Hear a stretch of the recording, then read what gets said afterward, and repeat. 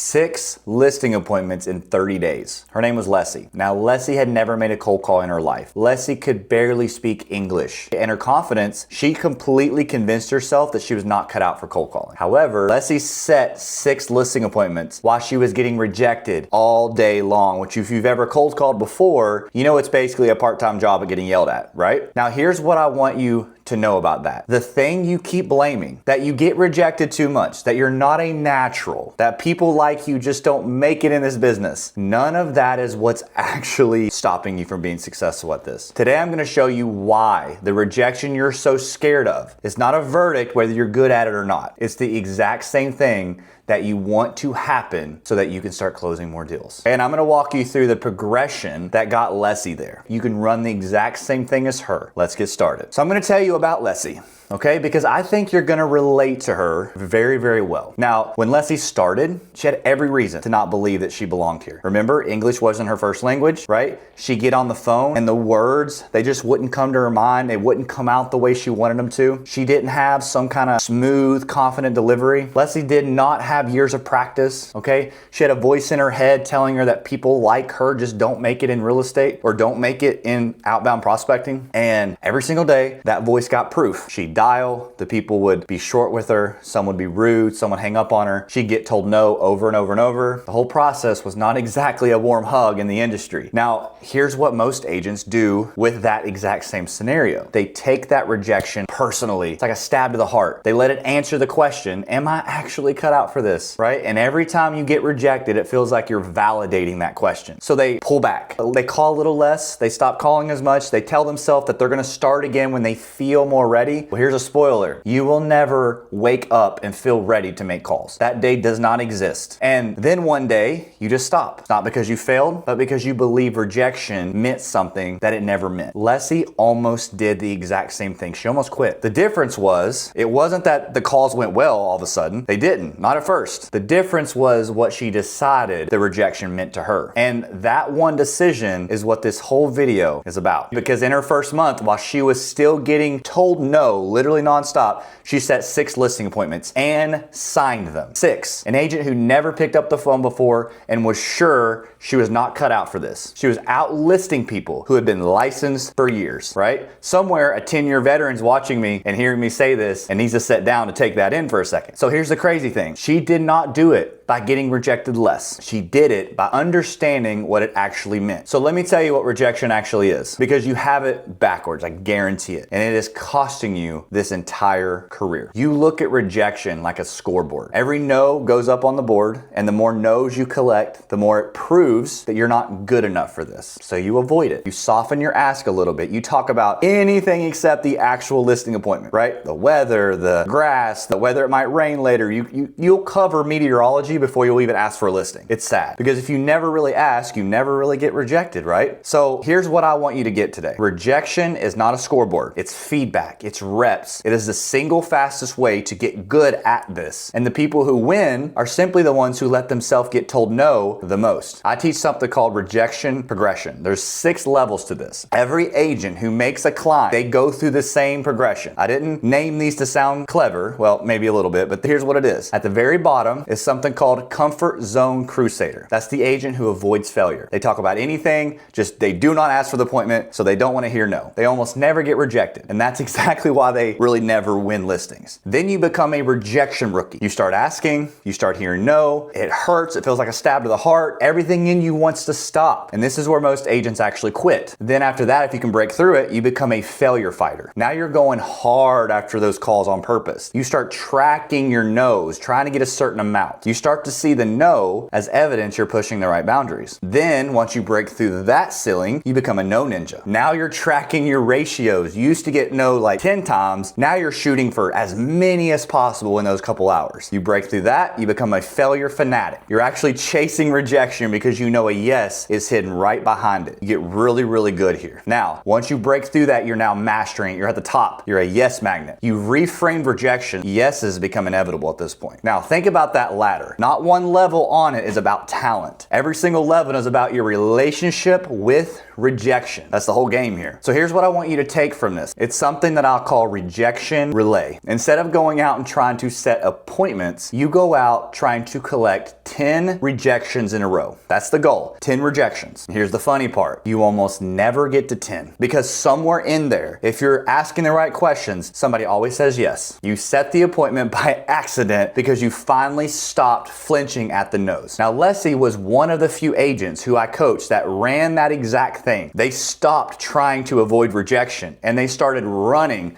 after it harder and harder every day. That's why brand new agents who never picked up the phone, can barely get words, are out here beating the veterans in the game. They don't try to get less rejections, they try to get more. Now I need to warn you about something because this is really where almost everybody drops off. There's gonna be 4 stages of mastering anything that you do, including cold calling. So when you first start, you're gonna be in what's called unconscious incompetence. You don't even know what you don't know. You're confident and you're terrible, right? But you don't realize it yet.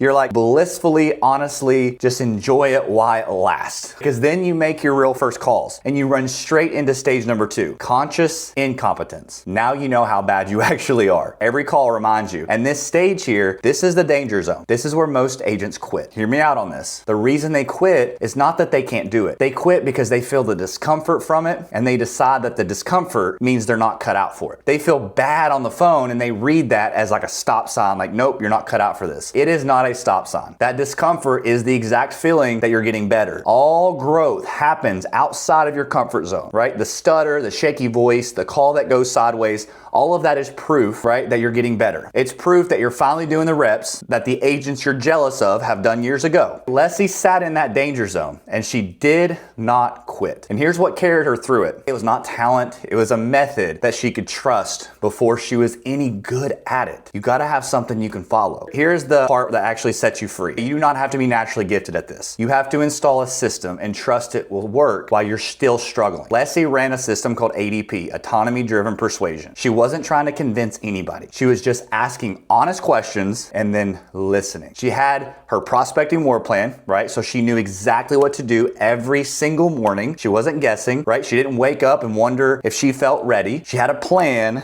and she ran the plan, okay? She had discipline, then she developed, now she's delegating. You have to build the habit first. You do the reps before you get good. It's obvious. Then the skill develops on top of the habit. Nobody is born with this skill. I've watched students who could barely get a sentence out become some of the most consistent top agents and top prospectors that I know. They stopped waiting to feel ready and they just did the work and now they're good. By the way, I did put Lessie's first 30 days into a simple checklist for you. Okay, the daily block, the conversation goal, the rejection goal, and how to track it so you can actually see yourself making that climb. It's totally free. It's in the description. It's called the first 30 days. Go ahead and grab it and run it tomorrow morning on your calls. Now, let me give you the deepest reason that rejection stops controlling you. Because yes, the checklist matters, but this is the thing underneath it that's actually very powerful. When you take a no personally, it's almost always because you needed the deal. You needed it to pay your bill. You needed it to prove something to yourself, really. And when you need it that badly, every rejection feels like the floor is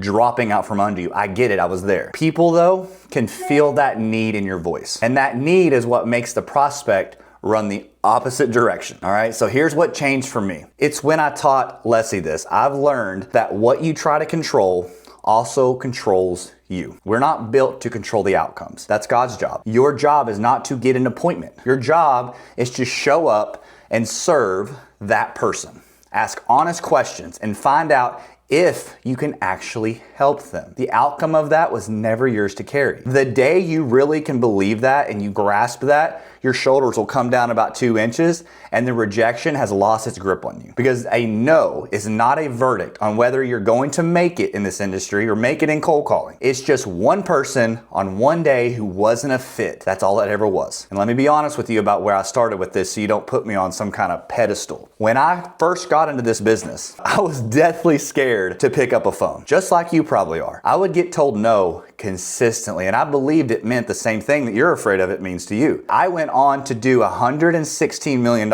in listings in my first 4 years. And it wasn't because the fear went away. It's because I stopped letting the rejection decide who I was, my identity. So if I could go from terrified on the phone to one of the top prospectors in the country, and if Lessie can set 6 appointments in her first 30 days with everything stacked against her, and if hundreds of other agents who all believe the same thing are now outproducing most of the agents in their market, then the only real question left is whether you're gonna keep letting no mean something that it simply doesn't mean. Let's recap this really quick. Number 1, rejection is not a verdict on whether you belong here. It's feedback and it's reps. The agent who actually win, the ones who win this, let themselves get told the most. It's that simple. Number 2, the discomfort you feel in those first weeks is not a stop sign. It's the exact feeling of you getting better. Most agents will quit in that danger zone 1 inch before it actually clicks. Number 3, you do not need to be a natural. You need a method that you can trust before you're actually good at it. And you got to have the willingness to do the reps while you're still bad. So here's your next step. You told yourself rejection means you're not cut out. The next lie underneath that is you have to be a natural to be good at this. So watch this next video I have right here where I actually tell you the truth about where I started on the phones and why being good is a skill that you build, not a gift you're born with. Go watch it. That's all I got for you. God bless, and I will see you on the next one.